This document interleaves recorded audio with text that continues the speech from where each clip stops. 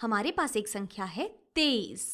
तो 23 में ये जो हमारा 2 है ये आता है दहाई के स्थान पर, यानी कि हम कह सकते हैं कि हमारे पास है 2 दहाइयाँ।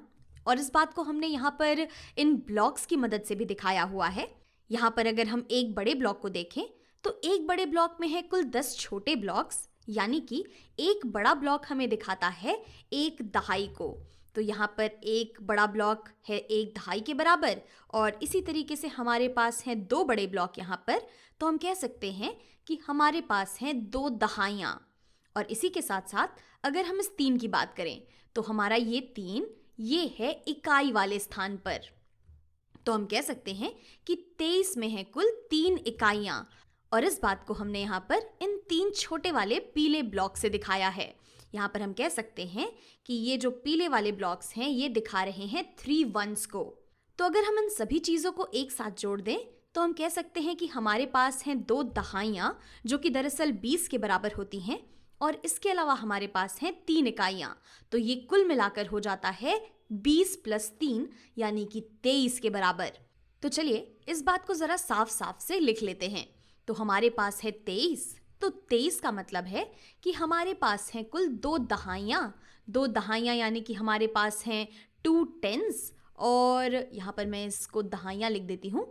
और इसके अलावा 23 में हमारे पास हैं 3 इकाइयाँ। तो 3 इकाइयों का मतलब हुआ कि हमारे पास हैं 3 ones। तो कुल मिलाकर 2 दहाइयाँ और अगर हम 3 इकाइयाँ मिला दें आपस में तो हमें मिल जाता है 23।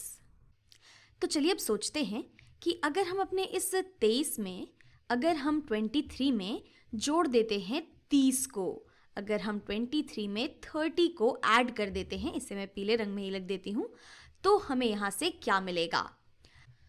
तो आप इसे सोच सकते हैं कि अगर हम 30 की बात करें तो 30 में दहाई वाले स्थान को अगर हम देखें तो यहाँ पर हमारे पास हैं कुल 3 दहाइयाँ। हमारे पास हैं 3 दहाइयाँ 30 में। तो 23 में 3 और दहाइयाँ जोड़ने का मतलब है कि 2 दहाइयाँ तो हमारे पास पहले से थीं। यहाँ 23 में 2 दहाइयाँ तो हमारे पास पहले से हैं।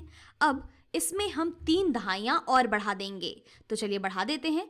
ये आ गई मेरी 1 दहाई, और ये मेरी दूसरी दहाई और आ गई, और ये आ गई मेरी तीसरी दहाई। तो यहाँ पर हमने कुल 3 दहाइयाँ और जोड़ दी हैं। तो हम कह सकते हैं कि अब कुल मिलाकर हमारे पास हो गई हैं 1 2 3 4 5 दहाइयाँ।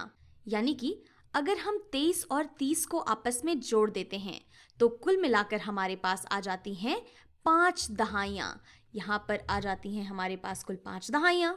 तो हम देख सकते हैं कि अगर 2 दहाइयाँ और 3 दहाइयाँ आपस में जुड़ जाती हैं तो हमें मिलती हैं कुल 5 दहाइयाँ।